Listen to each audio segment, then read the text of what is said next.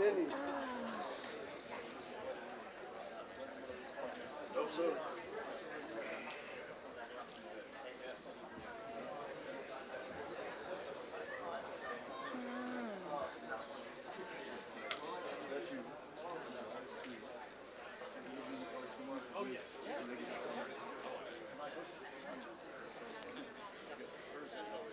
don't know. Is it working? Okay. All right. Good afternoon, everyone, and thank you for joining us today at this event to launch the Combating Al-Qaeda in Syria report. My name is Nancy Oqail, and I am the Executive Director of the Tahrir Institute for Middle East Policy. The Tahrir Institute is dedicated to advising policymakers and the public through rigorous analysis of the Middle East with an integral approach of highlighting and including the local voices in the formation of policies that affect their lives. In this respect, we are pleased to have sponsors today's report and the Combating Al-Qaeda in Syria Strategy Group. The group was formed by Nicholas Harris at the Center of New American Security, and he is here with us today. Thank you so much, Nick, for all the work that you have done in getting this report and this group together. On behalf of the strategy group, I would like to thank the Atlantic Council for hosting this event and providing us with the opportunity to present the report to such distinguished audience.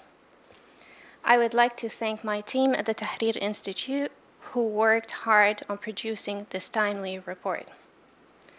The members of this group have lived and traveled frequently to Syria and its neighbors in the Levant. We have studied the dynamics of the Syrian conflict closely, analyzed it, and its impact on the broader Middle East, and are observing how Syrian civil society and politics are being transformed by the actors participating in the war. This report is the culmination of long discussions and debate among our group over the past 6 months. We have had strong disagreements and have continuously challenged each other's views. That being said, we all agree on the urgency of addressing the drastically deteriorating situation in Syria and the threat that Jabhat Fath al-Sham, JFS, Al-Qaeda Syrian affiliate, which is formerly called Jabhat al-Nusra. And throughout the discussion today, you will hear the panelists using those terms interchangeably, as we also did in the report. While there was no perfect agreement among us, we all agreed that inaction is not an option. This year, the conflict will reach its 7th year of violence. In the past 6 years, we have witnessed at least 450,000 deaths in Syria, with close to 17,000 casualties just in 2016. The attempted ceasefire agreements to end the bloodshed have failed up to this point, serving primarily the government of Bashar al-Assad to advance its priorities with the support of powerful members of the international community. Assad's failure to address the socio-political and existential demands of Syrians and the continued massacre of his people have given Al-Qaeda a way to claim Syria as its newest and most important safe haven for the organization's ideology. This situation was not inevitable. Many lives could have been saved, and thousands of refugees could have stayed in their home country had the international community provided adequate support early on and primarily supported civil society and the opposition groups. The delay and reluctance of the world's major power to act effectively during the early days of the conflict have created a vacuum and a chaotic situation, ultimately providing an opportunity for Al-Qaeda to establish a strong presence in Syria. In this respect, we see Al-Qaeda in Syria, or JFS, and the threat it represents to the local Syrian population and globally as only a symptom of the problems that's been plaguing the country.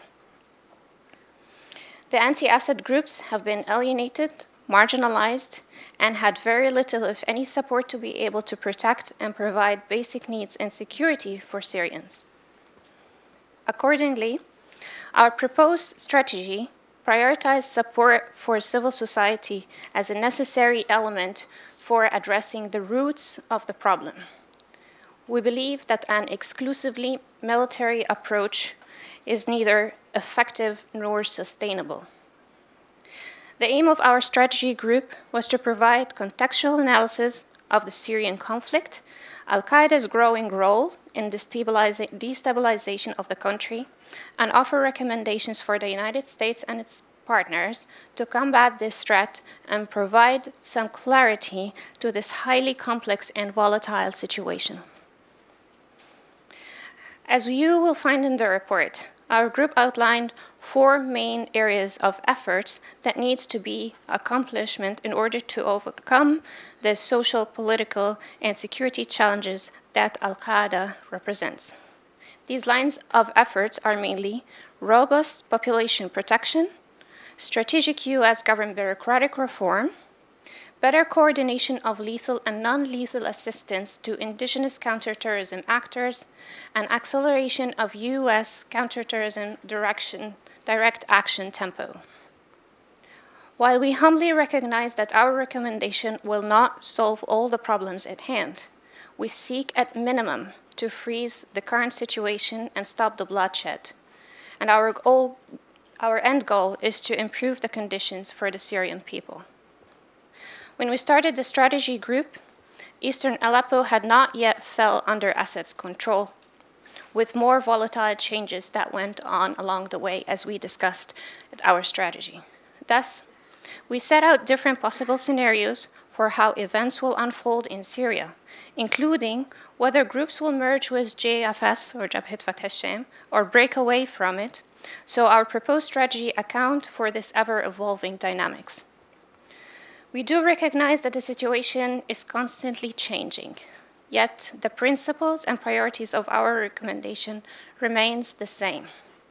Further delay or inaction will only increase the ability of the Assad regime to attack other opposition-held areas of the country, such as Idlib and Hama and other provinces, and will ultimately strengthen the power of JFS or Al-Qaeda establishment in Syria.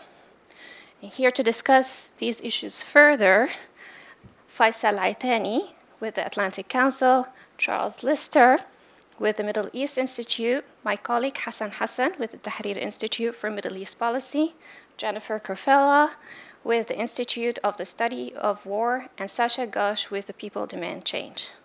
I would also like to recognize other authors who are present here today with us in the group, Hussam Abu Zahir, Bassam Baramandi, Kenan Rahmani, and Ibrahim Asali. Lastly, I would like to remind the participants here in the room and those who are watching through the webcast that they can access the report at the Tahrir Institute websites at www.timeout.org. And everyone could join our conversations through Twitter via the hashtag AQ in Syria. And now, without further ado, I would like to turn it over to our moderator today, Ms. Margaret Brennan, the Foreign Affairs and White House Correspondent with CBS News. Thank you all for coming, and please join me to welcome our panelists.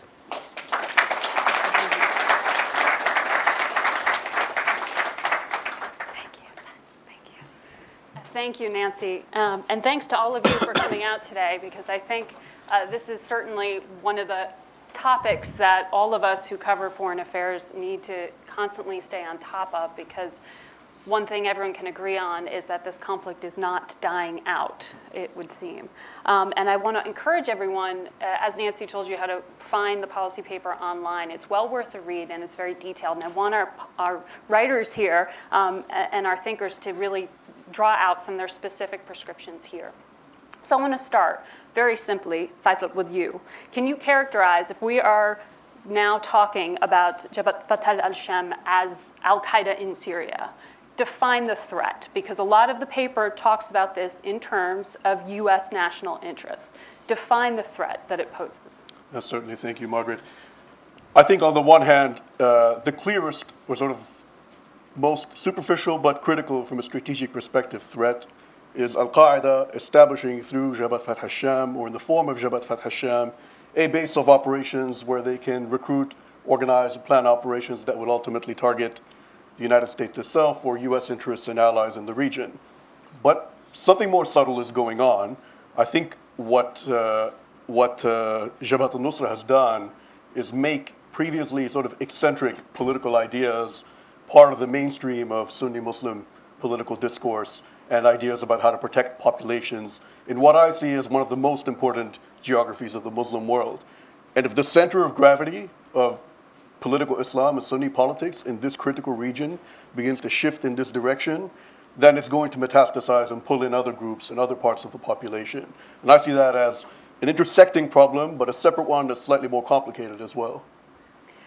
Jennifer, when you look at threats, though, is that widely understood by policymakers to be the case, that this is not just about posing a threat to U.S. homeland, but posing a threat by essentially normalizing extremist belief and instituting it? Sure. Well, I think the value that the strategy group is adding to the debate here in Washington is the nuanced perspective that we are offering in terms of the role that Al-Qaeda is playing in shaping society in opposition-held areas of Syria. That said, the U.S. is not new to the threat that Al-Qaeda poses. Syria is not the only sanctuary from which Al-Qaeda is actively planning attacks against the West, which is why the U.S. has a global campaign to eliminate Al-Qaeda attack nodes in addition to ISIS, and ideally to prevent Al-Qaeda from regenerating or expanding safe havens to attack abroad. So the near-term threat of attack is real and is known, but what we try to highlight in this report is that it's actually impossible to deny Al-Qaeda the ability to regenerate those attack nodes if we do not understand and prevent the way in which Al-Qaeda is rooting itself into society and normalizing the ideology that it uses to justify those attacks.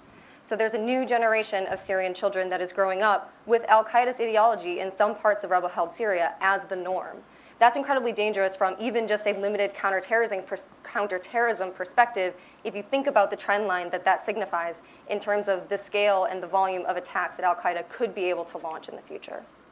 And Hassan, this has been one of the challenges for the current administration in terms of that line of thought, that marbleizing, even acting alongside each other in any way, can make it more difficult to get to any kind of diplomatic solution to end the war. Are we now beyond that? There's no separation. I mean, you're talking about a very dangerous trend in terms of the moderate opposition being somehow subsumed by this thought.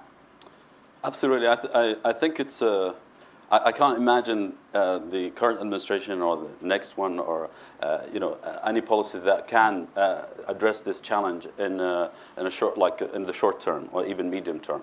That's because Jabhat Fatah al-Sham has been working on this for the past 5 years. So it's going to be very hard, because JFS has employed various tactics and methods to make sure that it's very close to the Syrian community in which it works.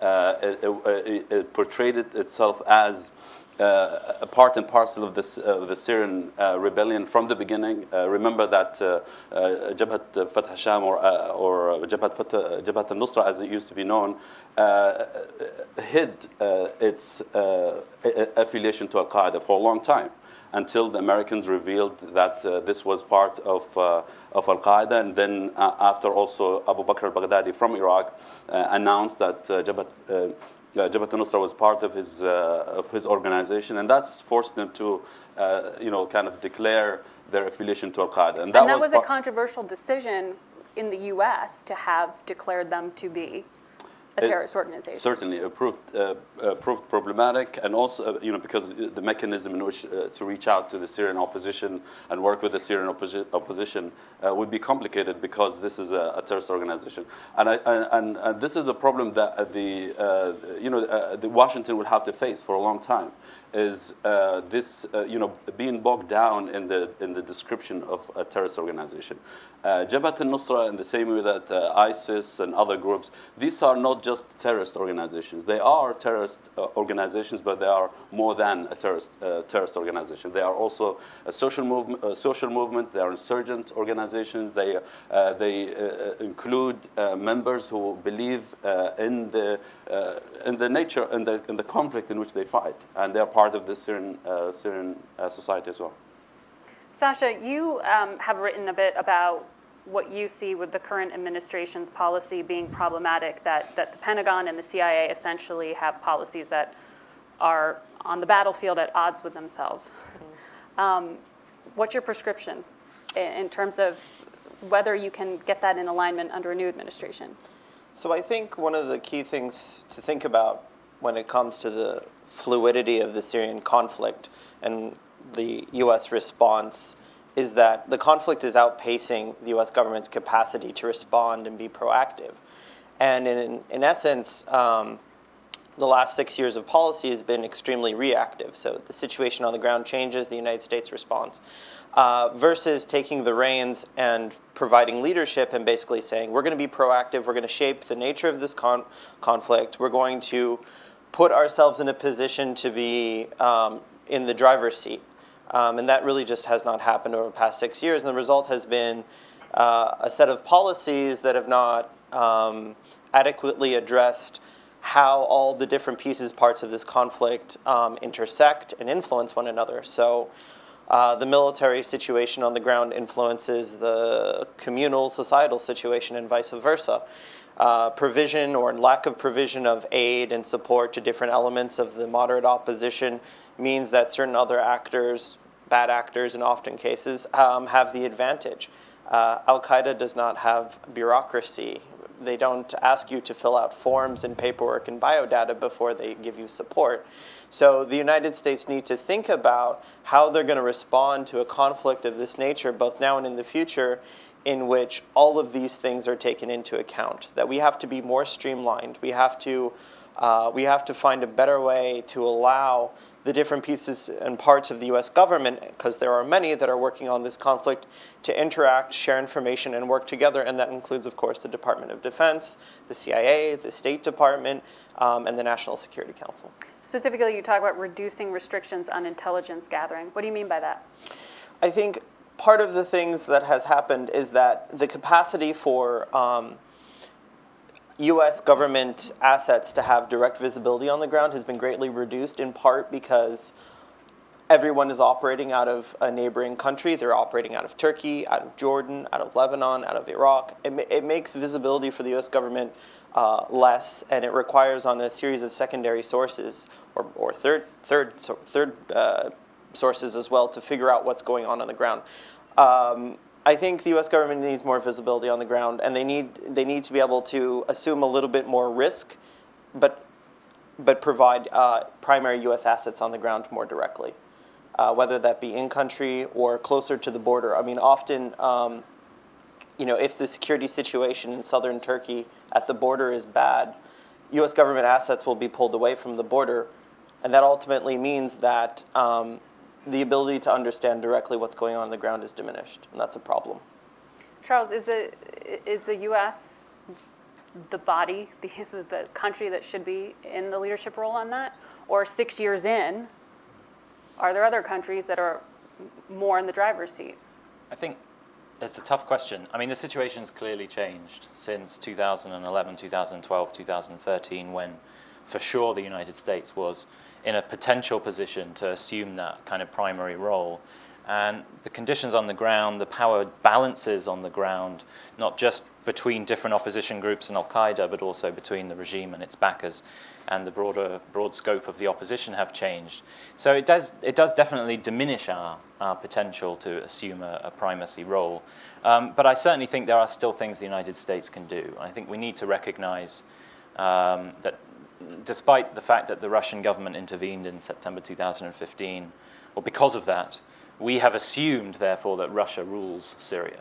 There's nothing we can do either without Russian permission or without getting into a full-on conflict with the Russian government. And I'm not convinced that's necessarily where we stand as of now. I think developments leading up to and during the fall of Aleppo showed quite clearly that the Russian government was incapable, at times, of determining conditions on the ground when it was having to come up against Iranian-backed militias and also regime forces who, more often than less, seemed to be unwilling at times to follow instructions from the Russians. So I think there are at least opportunities. I'm certainly not now calling for the United States to invade Syria. I think probably the United States' biggest potential now is in the diplomatic arena. and in the extent to which it can continue to protect what remains of the moderate opposition, so as to ensure that what remains isn't just Al-Qaeda. Yes, I think we have to sit here today and say that the Assad regime is winning the conflict, but it's a million miles away from having won it. Stability is not going to come back to Syria for a very long time, and with that being the case, the only victor, if things continue on their current trajectory, is going to be Al-Qaeda and potentially the Islamic State as well. And so for exactly that reason, I would say it's definitely not too late to step in certain strategic directions, diplomacy, counterterrorism, and protecting civilian lives and ensuring, as I say, that what remains of the moderate opposition remain at least viable as potentially future counter-terrorist forces. But to clarify, you mean diplomacy backed by the credible use of force? Yes, and that's one Not thing the track that's... that we've Yeah, been on. exactly, and that was the biggest shortcoming of the political track that the Obama administration has run, both prior to the bilateral relationship with the Russian government, or the attempt at one, was the idea that we were able to negotiate a cessation of hostilities or a ceasefire in Syria that was based entirely on trust, of which we know full well there is no relationship of trust between the opposition and the regime, between Iran and the opposition, between Russia and the opposition, etc., etc. And it was, sadly, that lack of an enforcement mechanism or consequences for violating ceasefires that have meant what we've seen has just been a ceasefire for a period of weeks, then it breaks down, then a few months later, after 5,000 more people have died, we try again, and then we try again. And we're not actually getting anywhere. And that's the key stumbling block that I think we'll continue to face until brave enough leadership in Washington and in other allied capitals is willing to do what it takes to actually take a firmer grip on the trajectory of the conflict. Jennifer, I saw you wanted to jump in. Do you want to follow up on that idea Charles had there that perhaps Tehran, rather than Moscow, would have been the country to be negotiating with on this? Sure. I actually also wanted to connect back to something Sasha was saying, which I think is an important thread, that Charles is absolutely correct in that the influence that the U.S. did have on the ground within the Syrian opposition has largely degraded because in some instances of the American inability or unwillingness to protect local forces from Al-Qaeda, from the Assad regime, from the Russians, et cetera, but also because of the larger approach that the United States has taken to the conflict, which has actually failed to reduce violence or make a negotiated settlement more likely. But I'd like to pivot back to something Sasha alluded to, which I think is incredibly important, which is that the U.S. has relatively less influence on the ground, but nor can the United States easily shop for solutions in terms of what regional states prefer to see happen inside of Syria.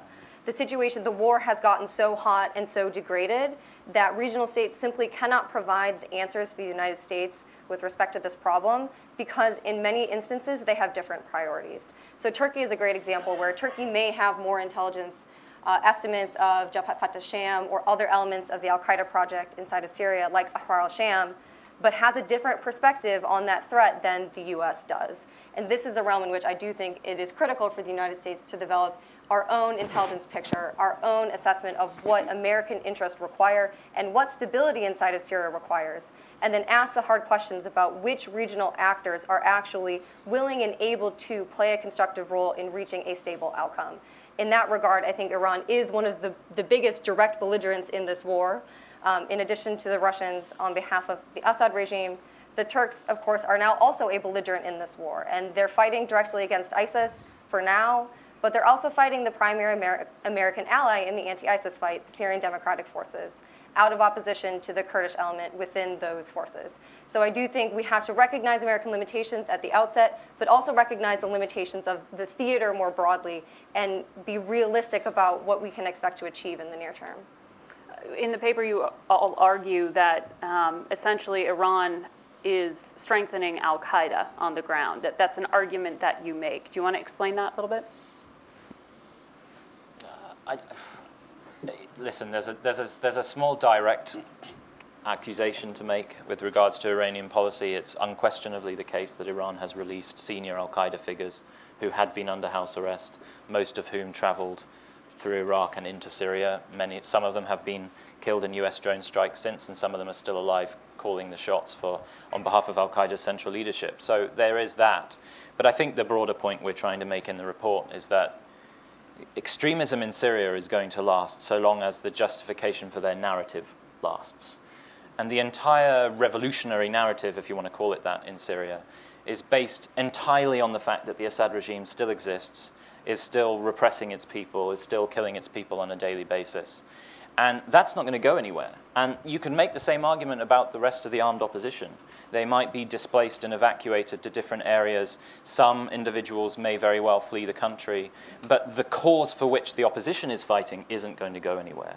But the concern is, the longer the conflict goes on, and the longer it takes for the rest of the international community to get that iron grip on the conflict and impose a ceasefire that is actually enforced, the longer it takes us to do that, the more that the extremist narrative will become the dominant one. I don't think we're actually quite there yet, but we're traveling in that direction, where people on the ground in different areas of Syria are increasingly willing not just to accept Al-Qaeda operating within their midst, but are actually willing to overtly support the fact that they are in their midst.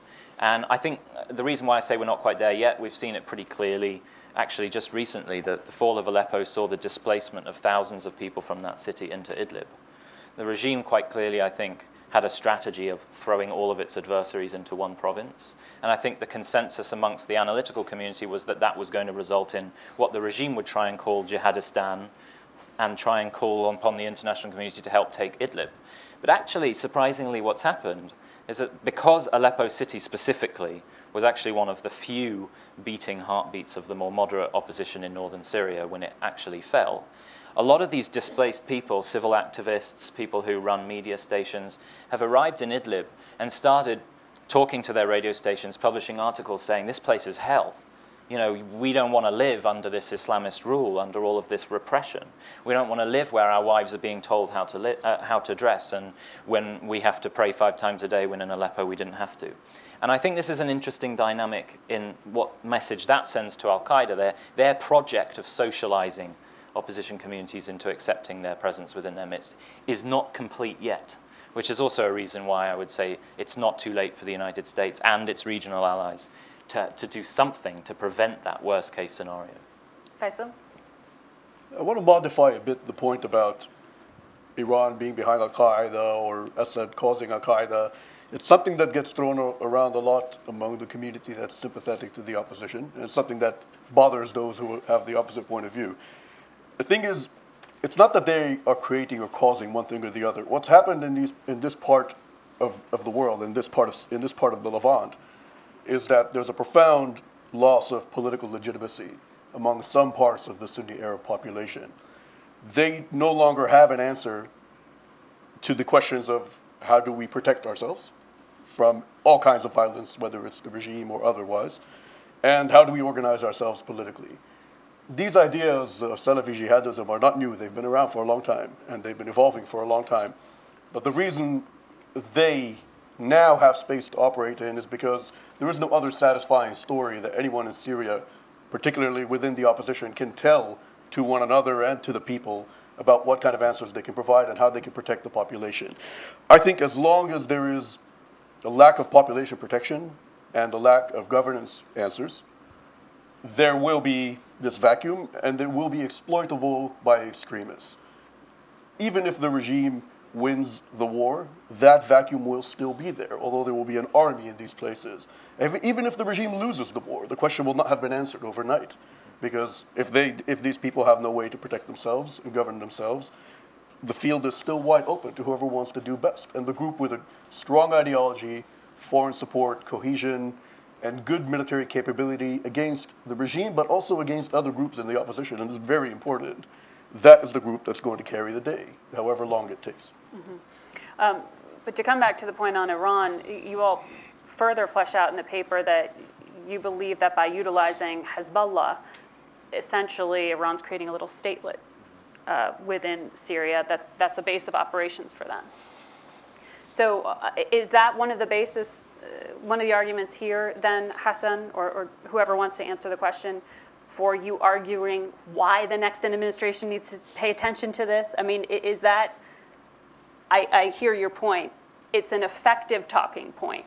Why did you put it in this paper? Because you disagree a little bit as to the degree of Iranian influence, it sounds like.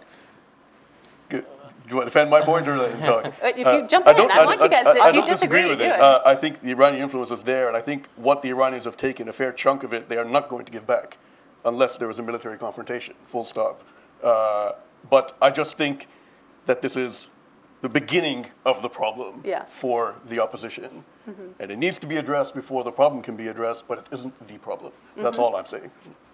Yeah, and we're not conspiracy theorists. I mean, we're not saying Iran is literally sending money to Al-Qaeda. It's just merely the fact that their support for the Assad regime and the fact that the Assad regime is still in place empowers the narrative that Al-Qaeda has used to grow its strength in Syria. I mean, I think in that sense, I think everything what we've said, even though it's different, is very much in agreement. I think one of the other things to think about also is at the beginning of the revolution in 2011, it became very clear very quickly that the Assad regime didn't have a response to a peaceful movement. They know how to deal with violence. They do not know how to deal with a peaceful movement. And they felt that the way to survive was either to provoke a violent reaction from the opposition, which they could use to delegitimize it, or bring in a sectarian angle that would pit different pieces of the Syrian community against one another. They did both, and they succeeded in provoking both. And part of that, if you look at the strategy of the regime, part of it is bringing sectarian militias from Iraq, bringing Hezbollah, bringing groups to basically tell the Sunni majority of the Syrian of Syrian society, we're at war with you, and we're going to bring this war to you.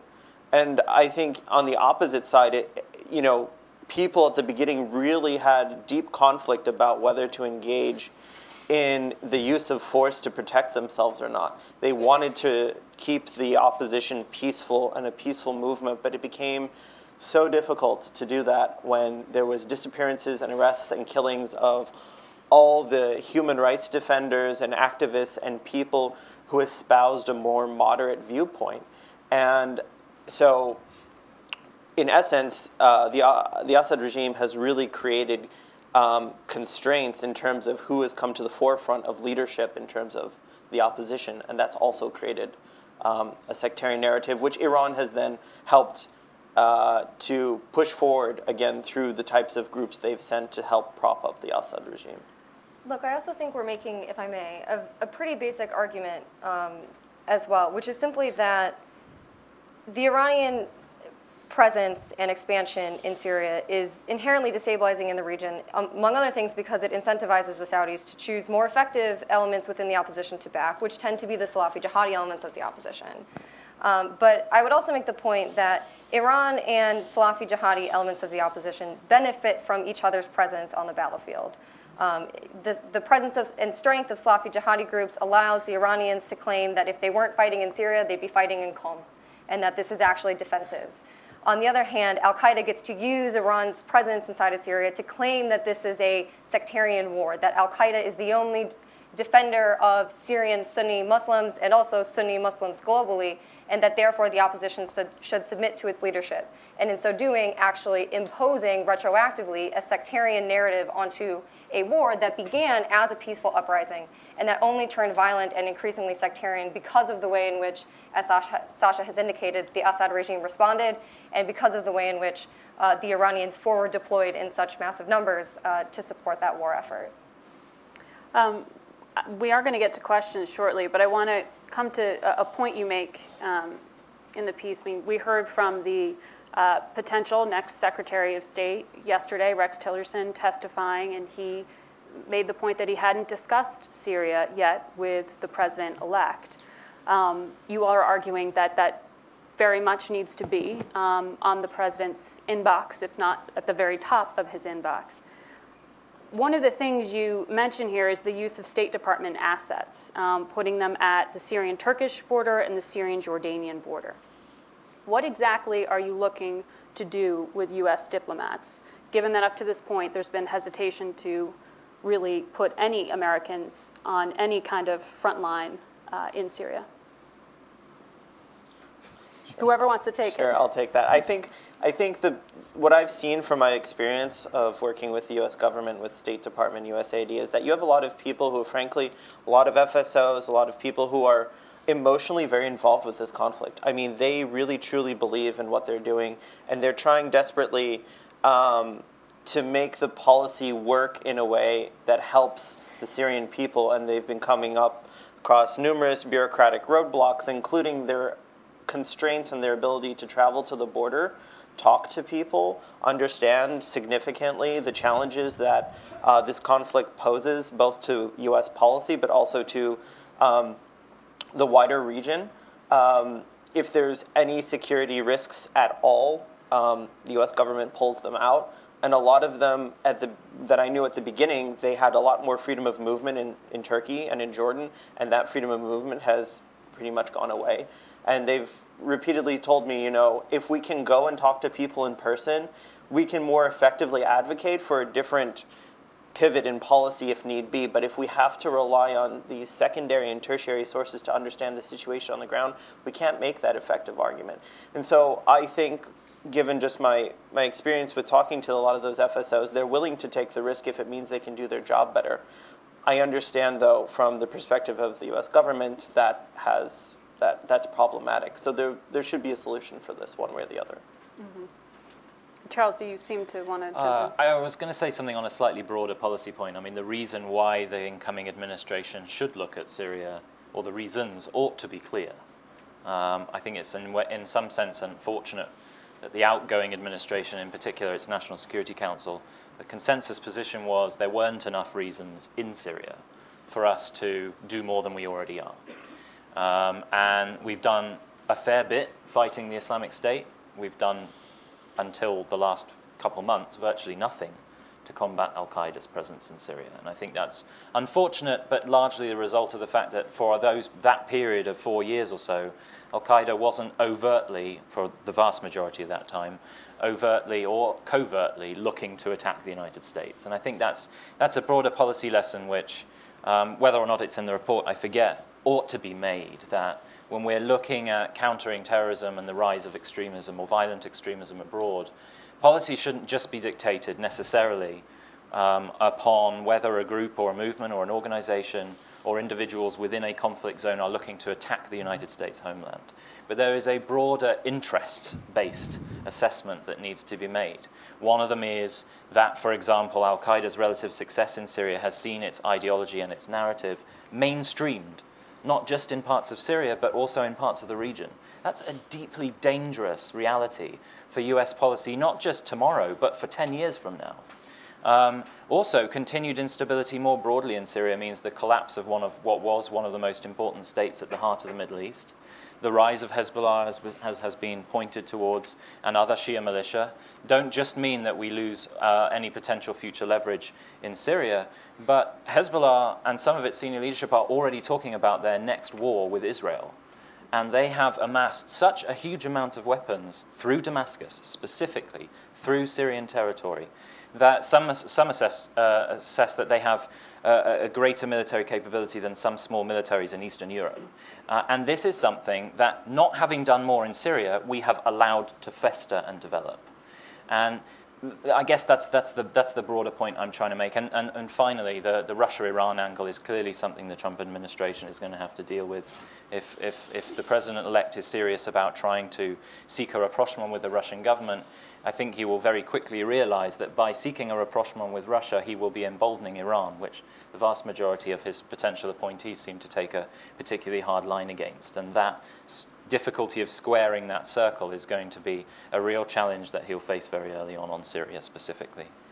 I would just underscore that, if I may, only to say that Syria is not simply a civil war that is tangential to American interests. If that was ever true, it's certainly not true anymore, because Syria is now the battleground on which regional and global struggles for power is being fought. And part of that is the tragedy of the war thus far, which is that the moderate Syrian opposition that wanted to negotiate with Assad, and even the regime's own military force, have been so degraded that neither side can continue to fight this war without bringing in external sources of support, whether that be the Iranian Revolutionary Guard Corps or Al-Qaeda, or in some cases, ISIS. So this is no longer just a civil war. It's much, much bigger than that. So I think the real question is not whether Syria should be on the top of the new administration's agenda, but whether all of these regional and global issues are in fact well understood, and well understood in terms of how they're being played out in this particular battle space within former Syrian territory. Hassan, do you think there's an audience for that?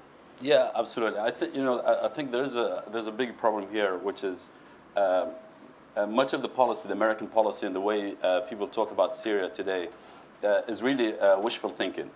For example, there are some people who hope that the Russian involvement in Syria is going to help resolve at least some part of Syria, the kind of maybe the western side of Syria. Idlib is the only place now that where groups operate, and it's only 1.5% of Syria, so it's a small problem. Maybe the United States doesn't have to worry about it. Maybe the Russians have a solution to maybe get rid of the rebels there. But I think that overestimates and overstates kind of the ability of the Assad regime to really resolve that problem for the international community. But also that ignores the resilience of groups like Jabhat al-Nusra. And I think just to go back to the group that we were talking about, in terms as an organization, if you look at it today, it's crammed in Idlib mostly. It's a small organization compared to how it looked in August. In August, because of the leadership of Jabhat al-Nusra or Jabhat Fath al-Sham, in Aleppo, the leadership of the rebel, the insurgency to break the siege around Aleppo, Jabhat al-Nusra looked so important, because the rebellions relied on it immensely. If Jabhat al-Nusra went away or collapsed, Aleppo would collapse. But today it looks much smaller than a few months ago. But then if you dig deeper, something else is happening. I'm told by various sources, jihadi sources inside Syria, that Jabhat al-Nusra has already dispatched some of its really prominent operatives into the areas where Turkey is operating. And these guys are not fighting. They drop their arms and they are fighting there. They're trying to make money because they've heard that there's a plan of reconstruction and building in eastern Syria, or northeastern Syria to be specific for now. They have a plan, and the plan, we are told, is to move into eastern Syria because Idlib is too small for them. For example, I asked one of their senior members, I said, what about southern Syria, near Israel or Jordan? Is there a plan there? And he said it's a tricky territory there. So they say they can move to the south, but it's easier for them to go to where the biggest vacuum today is. So I think, just to go back to the wishful thinking, the U.S. singled out the areas where ISIS operates and wanted to solve one problem in Syria, one symptom of the Syrian conflict in Syria, which is ISIS. And they left the rest of Syria to someone else. It's not our fight, it's someone else's civil war.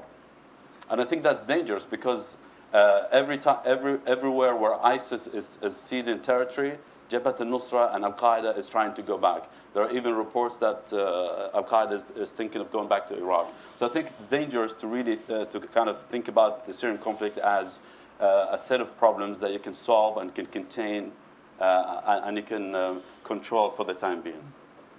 You do call for a greater use of U.S. military force. All of you agree on that.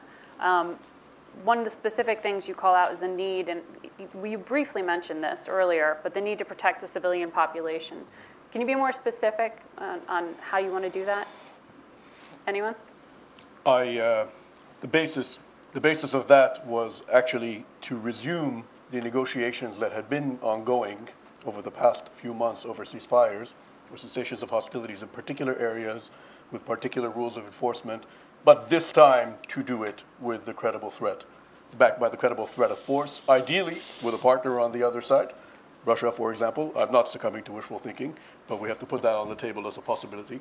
If not, then through very clearly defined rules and very clear, transparent rules of engagement, and what would happen if Rule X were broken, Clause B was violated, and what the price would be paid on the other side. And this was never about going in and destroying the enemy if a ceasefire broke down. It was about extracting a price for violations of ceasefires so that they can hold. Over the past few months, we've had ceasefires that have been reached. Whether or not we assumed there was goodwill on the Russian side, what ended up happening was they were violated at the local level, but mostly by the regime. Not only, but mostly by the regime. Why? Because the regime was doing well militarily and had absolutely no reason to respect the ceasefire. And if I were them, that's exactly what I would have done. So we can't come up with a diplomatic formula and expect the other side to behave irrationally. And for it to become rational, there has to be a threat of force. The key theme underpinning the reason why we advocate the US taking that, it's not really a risk, but certainly putting more energy into the game in order specifically to protect civilians is because this is, we've talked a fair bit and we write a lot about all of the strengths of Al-Qaeda in Syria and how they've adapted in such a way as to be more accepted than Al-Qaeda elsewhere in the world has previously been. But if we've learned one weakness of Al-Qaeda, it has been that it has very little leverage over local populations or other opposition groups in times of stability. And we've really only ever learned that once, which was in the cessation of hostilities that happened early this year, last year, it's 2017. And during that period of time, and it was only several weeks old, but we happened on one Friday, the protests, we saw the resumption of weekly protests across Syria. And in Idlib, in the kind of heartland of al-Nusra, we saw people take to the streets in certain towns which had long been seen as Al-Qaeda strongholds, protesting not just against the Assad regime for the first time in several years, but against Al-Qaeda. And this posed a huge challenge to Nusra at the time. And they kind of withheld and didn't do anything the first week. The second week it happened, they fought back. They arrested some of the protest leaders. They got into clashes with local Free Syrian Army units in a specific town. And that little pivot point, I think, ought to have taught us one thing, that if there is any potential to uproot or to belittle the narrative that Al-Qaeda has latched onto in Syria, it is to make sure that they don't have a military conflict to use as a source of legitimacy. Their governance is not popular, and it's also not particularly effective. They're not like ISIS. They can't present themselves as effective governors of local populations. They haven't expended particular amounts of energy into doing that. It's only the fight on the ground, as was described. When they tried to break the siege, or when they temporarily broke the siege of Aleppo, they looked like heroes. But now in Idlib, when all of these people have suddenly arrived, they see what life would be like under this organization, and they don't like it. So again, as I said earlier, we haven't reached that point yet where Nusra or JFS has turned the people over to its side. And that's a critically important point to note in this report and for future US policy. It's not yet too late. I want to get to questions, but Hassan, did you have a just point? one thing related to like population and importance of population.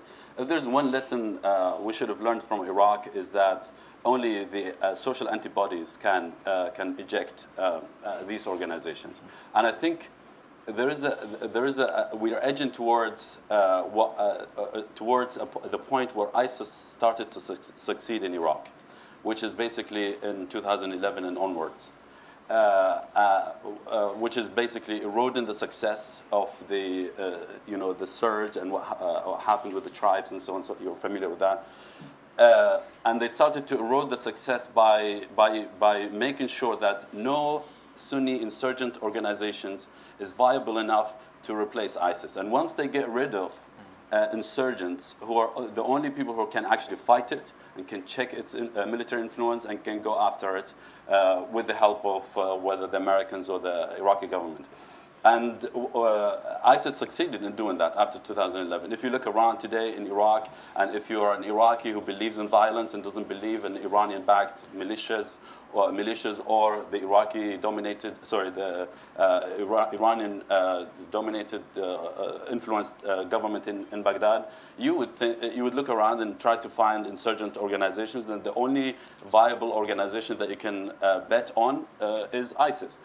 I am afraid that we're reaching that point in Syria where the only viable organizations, say 3 years from now, would be groups like Jabhat al-Nusra or Fatah al-Sham, or ISIS and groups like that. That's dangerous. The U.S. should be concerned about, the priority should be really to protect these assets. They might not be our assets, as in your assets. They might not be perfect democrats, but it's important to shape the insurgency and transform the insurgency in a way that these turn into antibodies against extremism.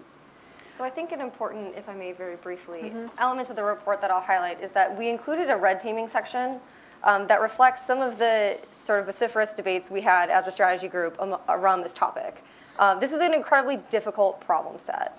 I think what we are intending to get at with our recommendations that concern the use of force is the observation that this is a very difficult problem set, this is a very vicious war, and that American military force is likely going to be necessary in some form in order to affect the kinds of behaviors that we intend to affect. Whether that is Assad's intentional use of starvation and intentional bombing of civilian populations, or Al-Qaeda's attacks against civil society members, et cetera, or groups that facilitate Al-Qaeda's attacks against peaceful protesters, as the example Charles highlighted in Maratzi Numan during the cessation of hostilities exemplifies. So I think we're actually quite humble about what our strategy offers. This is not a full solution to the Syrian civil war, but it is an observation that this problem is incredibly difficult. It is spiraling in a negative direction so fast that we believe that it is imperative to act soon, to preserve the relative success that we have, which is that JFS, Al-Qaeda has not yet converted the Syrian population or the entire Syrian opposition,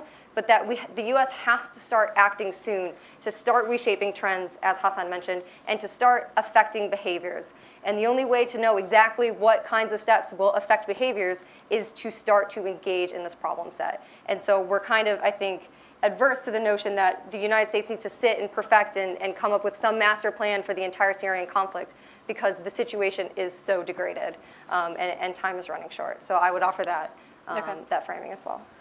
Well, you've heard the arguments and the explanation for the positions, and I want to open it up to the audience. Before I call out, I do want to acknowledge those watching via webcast, and you can submit your questions via Twitter at ACMideast, hashtag AQ in Syria.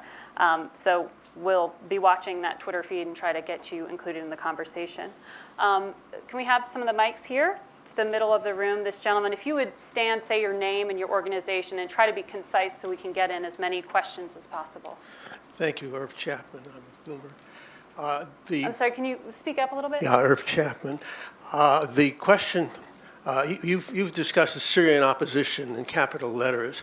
The president and his people have described the Syrian opposition as disorganized, militarily ineffective, unable to coalesce, unable to guarantee that weapons supplied won't fall into the wrong hands. And most of the domestic criticism of President Obama has been aimed not at that at all, but at his settling for the evacuation of poison gas and not sending the Air Force in after he did that red line. Would you comment on the above? Was that aimed at anyone in particular up here? Whoever wants to take it. When you guys were writing about the Syrian opposition, who did you have in mind in particular? Is there still one standing after the fall of Aleppo is another way to put the question. Yes, there is. The U.S. government still has several programs that support specific opposition units in northern Syria and in southern Syria and in eastern Syria in the form of the Syrian Democratic Forces. These units have been working with U.S. government for years. They're vetted. They're being provided consistent support, both lethal and non-lethal. And we know everything about them pretty much. The U.S. government has no excuse to say that they don't know who they're dealing with. They do. These groups have been effective. They have fought both ISIS. They have fought other extremist groups that supported ISIS. And they have taken on JFS on occasion, and they will continue to do so when the opportunity arises. And they also consistently have to fight the Assad regime at the same time as they're fighting ISIS. So from my perspective, yes, we know who we're dealing with. We know who's available. We know where they stand. What we have not done, I think, well enough is to provide better capacity for them to coalesce, coordinate, and work together. Some of that is bureaucracy here in the United States, and some of that has to do with the other international actors involved in the conflict. Go ahead. I would add to that only briefly to say that we can dismay at the relative lack of organization or arguably effectiveness of some of the Free Syrian Army elements, which contributed actually to their disintegration under Al-Qaeda pressure and the pressure of the Assad regime. But it is nonetheless the case that in order to secure the American homeland, to prevent attacks on the U.S. and its allies, there has to be local resistance to those organizations. The Syrian people have to decide that they are unwilling to continue to allow, or in some cases to support, Al-Qaeda to operate in their areas. Until or unless that kind of local resistance is achieved, the U.S. will not have achieved our national security objectives with respect to Al-Qaeda. So these elements might not be as unified as they should be, or ideally could be, but they are nonetheless the key component actually in defeating this organization and organizations like it in the long term. It's these elements of the population that must ultimately replace ISIS in eastern Syria and must also be the force for change against Al-Qaeda in the West if the homeland is to be secured. Did you want to add on? Let's move on. Okay. Here in the middle, this gentleman. Thanks. Max Blumenthal, alternate. I heard the term moderate opposition thrown around a lot today, and I didn't see any moderate rebel groups named in the report. However, Charles Lister in 2015 produced a list of some 70,000 moderate rebels. On that list was Noureddin al-Zenki and Jabhat Shamia. Noureddin al-Zenki, now it's pretty well known. They're a Salafist, explicitly anti-democratic group that has worked with Al-Qaeda in eastern Aleppo. They were documented firing on civilians trying to flee eastern Aleppo. They were filmed, videotaped themselves beheading an adolescent boy, Abdullah Isa. And this is a group that says its goal is to build an Islamic State. Goal shared by Al-Qaeda. Then you have Jabhat Shamia, which was just exposed in the Financial Times for selling ISIS fighters to Turkey at $50,000 a head. Financial Times also reported that over 50% of ISIS defectors are going to the rebels in places like Idlib, which your report calls for the U.S. to protect. So my question is, given that you got it so badly wrong on who the moderate opposition is, how can we trust you or any other Gulf-funded expert? Charles, I'll let you respond. There were a few allegations in there from Max, one of them being that your research is funded by a country or a group of countries, one of them that you had come to false conclusions in past reports. Do you want to address that? Because I think you all did actually clarify who you mean by moderate opposition in a very specific sense, but do you want to? I'm not going to devolve myself and belittle myself to talk about funding of think tanks. If I do, I can answer your question. All my work here in Washington is funded by a corporation in New York, so I'm certainly not receiving Gulf funding. So there we go, there's one part. Second part, more seriously about the opposition, is, listen, I think the picture you painted perfectly describes what we've all talked about, which is the complexity of Syria and how fast things change. Zinki, back in 2014 and 2015, was not the same organization we see today. It wasn't. It had been successfully vetted by the United States. I knew much of their leadership when I wrote that article, and not in a million years did they represent the organization they represent today, which I would completely, and I have said publicly, does not deserve any kind of relationship with the United States or any of our allies. Its behavior has been disgusting. The beheading video was horrific. And I think that kind of speaks for itself. Jabhat Shamia, I think you ought to read the article in the Financial Times again a little bit more closely and focus on the entirety of the article rather than, I think you picked out 2 sentences of a very long article. The gist of that article was actually saying that ISIS fighters were defecting to the opposition, and that when it came specifically to Westerners, some of these organizations that are powerful in northern Aleppo were selling or trying to find what they could get by giving them back to their states of origin. And then specifically the line about ISIS defectors going to Idlib, that's not what the article said. It said they sought to go to Idlib. And what I can say, having known all of the armed groups who are involved in this business and who have been involved in these in this operation of receiving defectors from ISIS, hundreds of them are sat in prisons in northern Aleppo for one single reason. No groups in that area and no groups in Idlib, even JFS, trust ISIS defectors because there is an embedded fear of sleeper cells, which to some extent has already been shown in Idlib. I would encourage you to read the article again in its entirety and take it in its context. And remember, the first people who rose up against ISIS in Syria were actually people in Idlib. and that was the only place where ISIS has not yet come back. It was very effective. People in Idlib fought it, declared war on it before Bashar Assad did, and before the war against ISIS in Iraq started. So it's important to highlight that. Look, there's also a reason why we didn't go through an exhaustive list of groups in the report. And I just want to state this explicitly on behalf of the group and in defense of Charles here, which is that the vision that we are outlining for an American strategy sets requirements in terms of what end state a given rebel fighter is willing to accept inside of Syria. And so we're setting the benchmark. Are you willing to accept a democratic Syrian state that guarantees minority rights and these kinds of fundamental principles that actually originally defined the revolution? We purposefully avoided identifying groups for exactly the reason that Al-Qaeda intends to subvert groups from within in many cases and intends to dissolve itself within the opposition in order to obfuscate its full strength, but also to transform the opposition. It's a transformational agenda. Al-Qaeda is succeeding in that. So groups and individuals and segments of society are being transformed. Now, they haven't won, but we thought it was important to identify the kind of future Syria that we thought that the Syrian people could accept and the United States could accept from a foreign policy perspective, rather than identifying specific groups, which has always been a very fluid dynamic inside of Syria where groups dissolve and reform anyway. So there was an intentional reason behind that. We were not obscuring any assessments. Next question. Here, woman in the sweater. Alex Breha from Being Up for Development.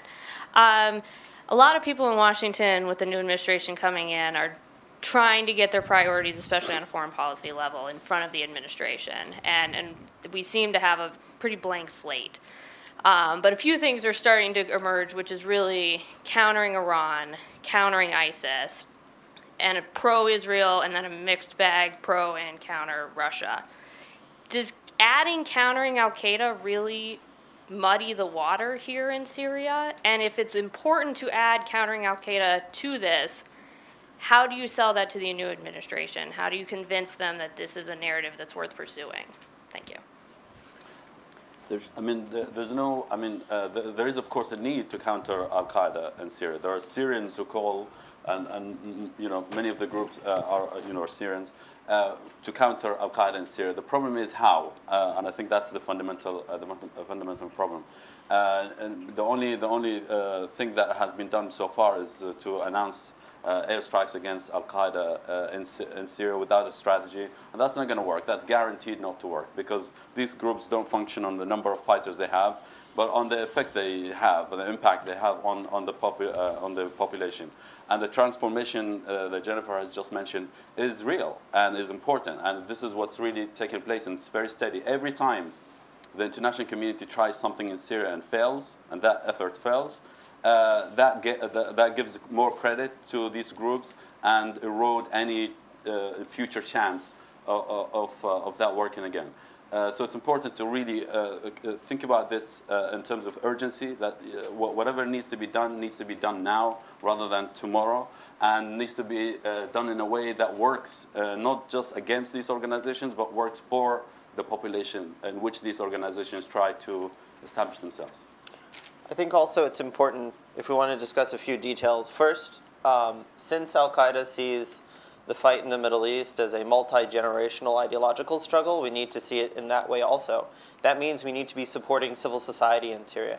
We need to be supporting local governance structures that are providing stability in Syria. We need to be providing consistent aid and support to opposition-controlled areas to show, one, that the international community is engaged and we haven't abandoned these people, which is part of the wider AQ narrative, that basically the international community has left the Syrian people to die under a very horrible regime. And also we need to think long-term. Our strategies can't be 6 months or 1 year or 2 years or 3 years. They need to be decades. And that's a hard thing for policymakers in this city to wrap their heads around, but it's really a requirement at this point to deal with the kind of fluidity and horizontal movement of a group like AQ.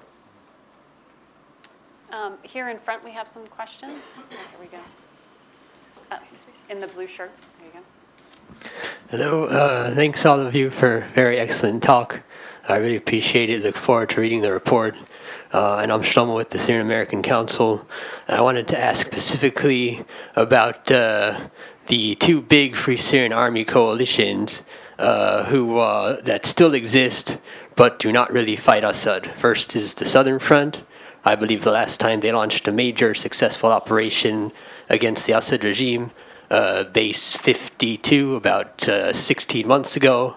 And then Euphrates Shield Coalition, which is doing quite well, or decently. They used to be doing quite well. Now it's just decently against ISIS in the northern suburbs, and they're closing in on El-Bab.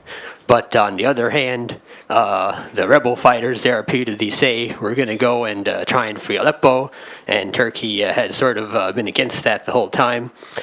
So what's the effect of the fact that these groups, which clearly have strong support from the West and from regional allies, have stopped fighting Assad?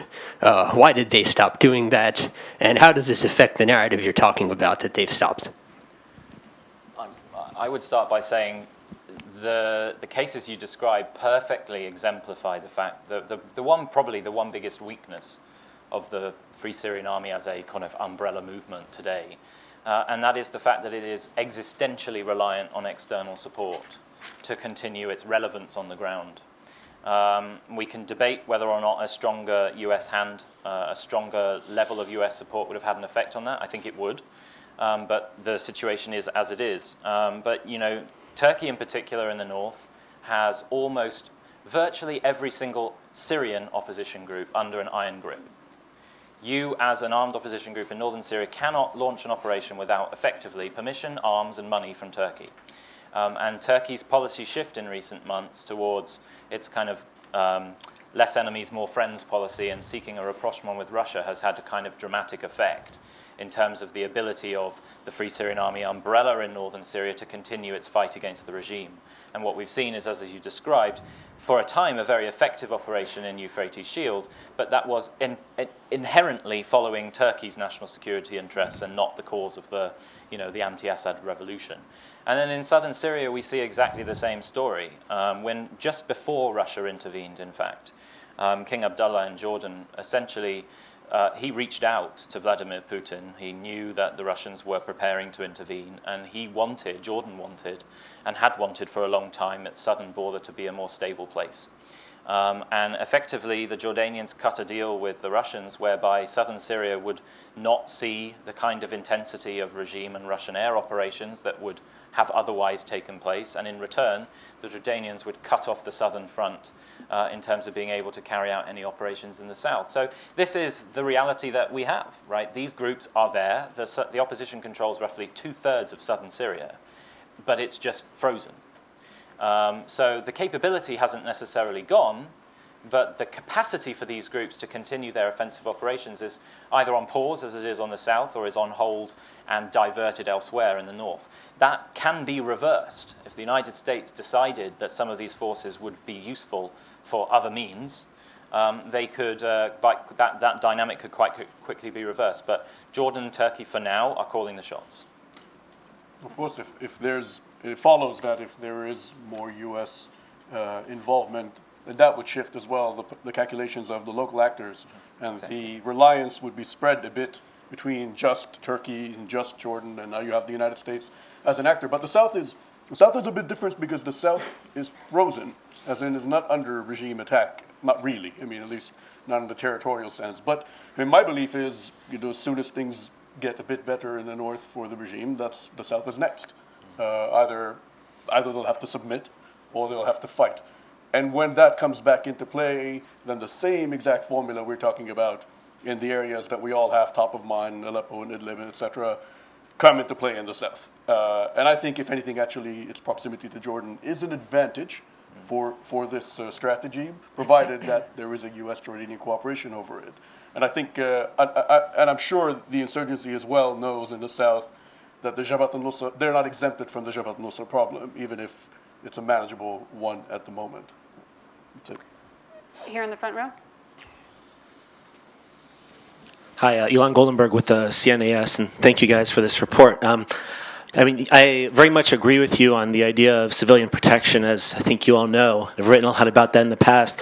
But lately I've been concerned that, is this still a realistic political alternative, given that we have an administration coming in that seems to signal, at least to the president-elect, that there's going to be a focus on better relations with Russia, any civilian protection operation that involves strikes or credible threats of strikes against the Assad regime means potential escalation with the Russians, or at least a danger of possible miscalculation there.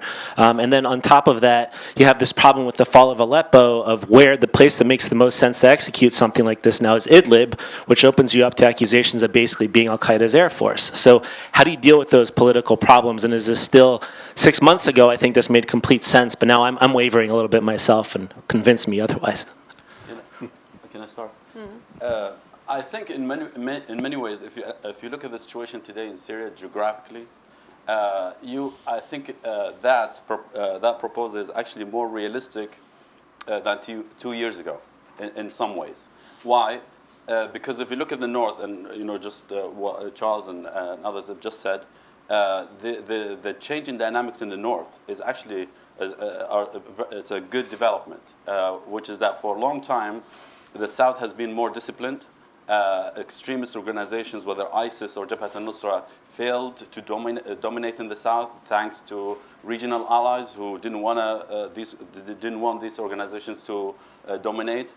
And suddenly, and the north was chaotic, it was lawless. These organizations were, the north, generally speaking, was heavily armed. You have the Kurds, and you have many of the Syrian regimes, fighters come from the north, whether North Latakia or northern Hama and so on and so forth. So the north was really problematic, and there was no way to deal with that because it was just, relatively speaking, is a deep problem there. But suddenly, because of the shift in priorities of Turkey, you have a new opportunity. So the north suddenly looks a lot easier, and Turkey has changed its way of thinking there. So there's a better chance to work with Turkey to de-escalate the situation in the north and find a solution. And we've seen that happening actually over the past 3 months with Turkey and Russia working together to work out something in the north. And if you look at the east as well, you now have more options than you had 2 years ago when ISIS took over these areas. Every time you clear an area from ISIS, you can be sure that there are no Islamist or jihadist organizations there. They are planning to go there, but for now there's a vacuum. You can shape that vacuum. You can fill it. You can shape the kind of people who operate in that. And so I think there is a chance. There's a more realistic way to think about these things without going back to the early goals of maybe toppling Bashar Assad or maybe establishing safe zones. Really just working out something there with a stronger American leadership, you can achieve that. You can make sure that the south remains stable and the Assad regime doesn't go there. You can be sure that Turkey works out something with the Russians in the north, but you need more muscle there to make sure that Russia, whatever Russia promises, delivers.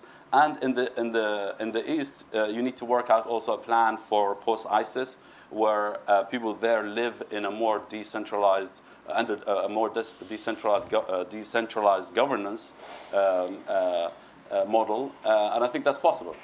That's even more realistic than 2 years ago. Look, I think I would add to that just to say that it would have been powerful for the U.S. to intervene to halt the bombardment of Aleppo or what's currently happening in Damascus. But those opportunities are now largely behind us. We do still have opportunities. And just because we missed some of the most powerful ones, I don't think the most powerful ones thus far mean that it is futile to pursue opportunities moving forward. Southern Syria is still a place where American support could produce a durable cessation of hostilities, even if only limited to the south.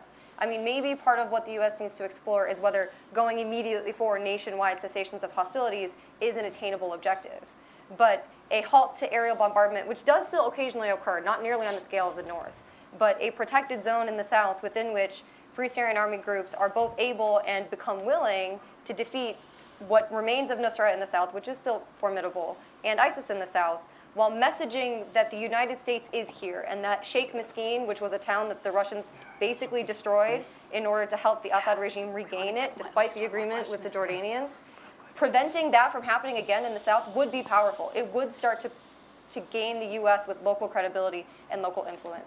I think the trick is just to break from previous paradigms of approaching this problem, engage with the 2017 realities, and then ask what's possible in 2017, divorced in some ways from what could have been possible in 2012 or to the present. Quickly, I'll just say this other thing. Long term, if this is a fight over ideology and psychology, leaving 1 million plus IDPs at the border in Idlib and Latakia in abysmal conditions where Displaced people. Displaced people. Displaced people, yes, internally displaced people. With very dismal conditions in which you can be hit by a Russian bomb or a regime bomb any second of your day. Leaving those people in those conditions and then having people from Al-Qaeda show up and say, see, look, the international community doesn't care about you. We care about you. We came here. We're here and we're helping you. We're fighting the Assad regime. This is a long-term problem. And we need to be able to provide enough stability that there will be institutions providing social services, providing education, providing the capacity for civil society to operate and effectively push back against the ideology and psychology of Al-Qaeda. Long-term, that's worth more to me than any perceived immediate gains that JFS may make when there's no longer airstrikes in that area. Yeah, very, very quickly, actually, the other part of that, you asked the question about what happens in Idlib and do we become Al-Qaeda's air force? No, that war continues. I mean, this is what I meant by the beginning of the problem is the war with the regime. But there's another war. And that other war is something fought on a local level by people from the area who are invested in it. That's it. We have time for one more question here in the third row. Hi, my name is Samir Sharifa. I have 1 point and 2 questions, so please be patient with me. If you could be concise, because I do need to get everyone out of here. 1 minute, 30 seconds. My brother, 26 years old, medical doctor, he was staying in western Aleppo, doing his job as a medical doctor. A mortar fell in front of him, and he died just last month, 2 months, November. This happened under government control area. So this came from the rebel side of Aleppo. My question is, first question is, we've seen a huge stockpile of weapons coming from eastern Aleppo. The Syrian national TV show it on the TV. And this is coming from NATO and from America, from different countries. Luckily, the Syrian regime didn't allow weapons to go to transfer to Idlib with the fighters. So these weapons stayed with, but it's a huge pile of mortars and other weaponry. They were with the fighter. My question is, how the United States make sure that these weapons doesn't go to Al-Qaeda affiliates, such as Jabhat al-Fatah and Ahrar al-Sham and all others? My other question is, we know that the source of funding for Al-Qaeda is coming from Saudi Arabia, Qatar, and possibly Turkey. Why not the United States pressure these countries to eliminate this funding for terrorist organizations such as Al-Qaeda? Thank you. How do you traffic cop and how do you stop the funding? I'll start by saying, on the weapons question, I think that the fear of the proliferation of weapons was one of the reasons why the United States has actually sent very little weapons into Syria. The Tau missile, the BGM-71 anti-tank missile, is the only American weapon system that has ever gone to the opposition in Syria. And it only went to specifically vetted opposition groups. And this has been very widely documented. Every single, as a condition for receiving those weapons, the group had to video the use, and then whether or not it hit the target. So it's very easy to verify how much are being used, by who, by what groups.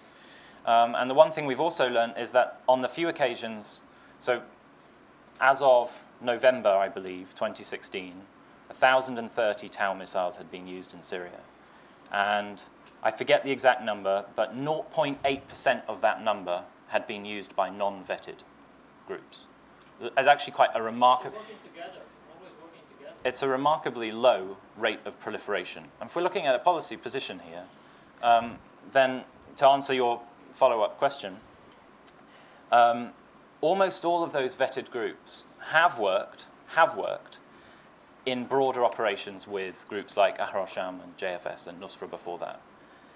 The one nuance to that is that on the ground, those groups are on the verge of being enemies to the extent that they very rarely sit in the same room as each other. So the kind of talk you hear in YouTube videos about brotherly unity is one thing, because they have a unity of a cause, fighting Assad regime. But the reality on the ground is they virtually detest each other now. That didn't used to be the case. In 2012, 2013, the relationships were friendly, and I would freely admit that. But the relationships and the reality is much more complicated today. So I would actually argue against the idea that the United States has been responsible for a mass proliferation of weaponry in supporting vetted opposition groups. And in fact, if you speak to the leadership of any of those groups, the one big complaint they'll say is the United States have barely sent us anything. If there's a fault to lie, then it is in countries like Saudi Arabia, Qatar, and Turkey, who have sent in weapons with a much more chaotic, free-loading, take what you get and use it for whatever. And on the money thing, just very briefly, the United States Treasury has done a fairly effective job at designating certain individuals in countries like Kuwait is the biggest. There are currently 10 individuals, I think, designated by the United States government for financing Al-Qaeda in Syria. 8 of those are in Kuwait. 1 is in Turkey and 1 is in Qatar. So the designation effect has been of relative effect. I think there is a case to be made that governments like the Qatari government haven't done enough to crack down on those individuals, but at least we know they are designated and their travel is limited. Mm-hmm. Also, it's worth pointing out that Saudi Arabia, more than any other regional government, has actually consistently not supported, with one exception, more of the more conservative Islamist groups in Syria. The only Islamist group it has supported is Jaish al-Islam, which for significant periods of time has been besieged in Damascus and incapable of receiving support. So most of that support has been political. So finance-wise, I would exclude Saudi Arabia from your list of countries. Turkey and Qatar, absolutely. Both of them have very strongly supported Ahrar al-Sham since the very beginning of the conflict. There are allegations around Nusra, but there's never been any evidence. But there's certainly evidence that Turkey kept the border open for support that went towards Ahrar al-Sham and Nusra over a period of years. But I guess what I'm trying to say is the picture you paint isn't quite as simple as the one that you gave. All right, thank you to all of you for attending and for watching online and for tweeting, and to all of our panelists, and I know we could keep talking. Of course, yeah. And thank you very much for coming today. Thanks a lot.